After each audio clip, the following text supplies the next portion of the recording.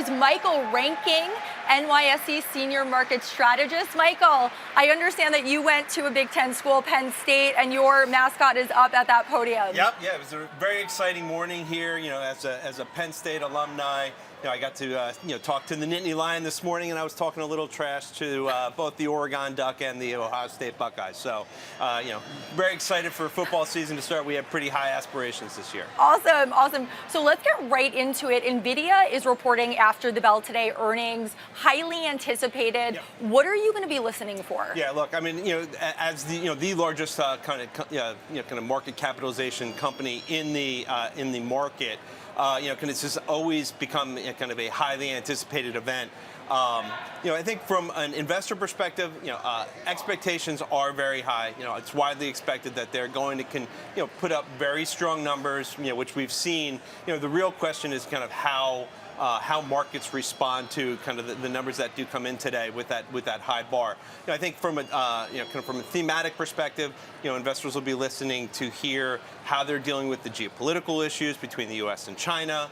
Kind of the ramp up of their Blackwell chip and whether or not they're starting to see kind of margins improve if they started to ramp up production of those chips. Right, and then I think you're going to once again start to hear Jensen Huang kind of talk about the evolution of AI, right, and robotics and things of that nature. All right, and we've come off a third straight quarter of double digits earnings growth. Do you think that investors feel that corporate America is stronger than what the broader economic headlines would suggest? Yeah, I mean, look, like the press always kind of does, kind of cover the economy in a doom and gloom sort of way, right? In general, I think the kind of the economic backdrop is held up, kind of pretty strong. Though consumers have definitely felt the pinch of kind of inflation over the last few years. From a corporate earnings perspective, right, I think one of the things that we've really seen coming out of the pandemic is just how adaptable management teams are and how they've been able to kind of adjust to these very, very difficult environments, right? And we're once again seeing that, kind of in response to, kind of the shifting policies coming out of Washington and how companies have been dealing with kind of the impact of tariffs, putting in place mitigation measures, kind of pulling forward some demand, right? So thus far they've continued to be able to, kind of really weather any of that impact, and I would expect that, to continue as we head into next year. So there are a lot of eyes on the Fed right now. What are the pros and cons of a rate cut, and is there any historical precedence for this? Yeah, so I mean, in terms of kind of Fed independence, which has kind of been the big talking point recently, right? I mean, the independence of the Federal Reserve is very important, right? And that's been kind of the hot topic over the last kind of couple of months as President Trump has kind of continuously kind of been bashing kind of Fed Chair Powell and then now trying to remove Fed Governor Lisa Cook. So in terms of kind of the pressure that the Federal Reserve is seeing from the administration, right? We did, the 1970s are kind of a precedent, kind of for some of that pressure, right? I think, from a rate cutting perspective, right, the real key is to understand that the Federal Reserve is acting in response to data and not political pressures, right?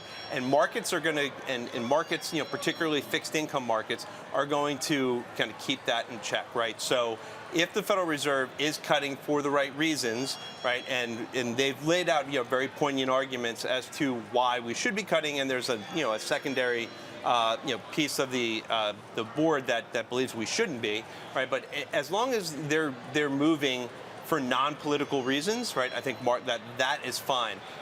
Markets will, if they believe it's happening for kind of political reasons, you will start to see the long end of the curve continue to move higher. We're starting to see a pretty significant steepening over the last couple of weeks. The 2-10 spread has crossed over 60 basis points, the highest level since 2022. So we're starting to see that.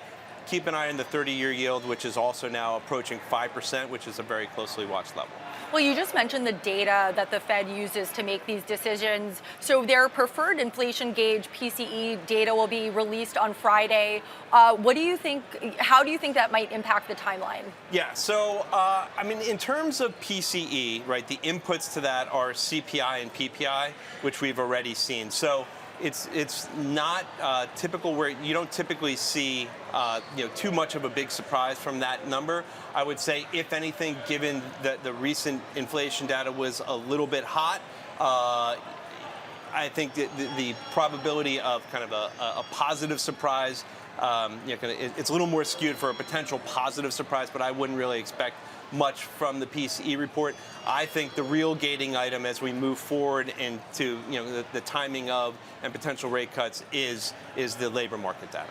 And if rates are cut, what impact would that have on investors? Yeah, so I think right now, I mean, markets are pricing in over a 90% probability of a rate cut in September. I think markets are have started to price that in, right, and are with that expectation. I think really the big question is, kind of how deep the cycle is as we move forward. I think markets may be a little bit ahead of themselves in terms of, through 2026, they're pricing at a terminal rate of around 3%. I think markets are pricing in a little bit more than I would expect. I think really the key is the question as to why you're cutting. If it is kind of termed in like an insurance cut, we're seeing some weakening in the labor market. We want to kind of cut that off, head that off before things really get worse, right? Then I think, markets will respond positively. Historically, if you look back, if you have rate cuts that are happening that are not in response to or in response to or ahead of a recession, right, then markets trade very well on the back end. If there is a recession, that's when things get a little more dicey. Thank you, Michael Ranking, NYSE Senior Market Strategist. Thank you so much for joining us. Thanks for having me.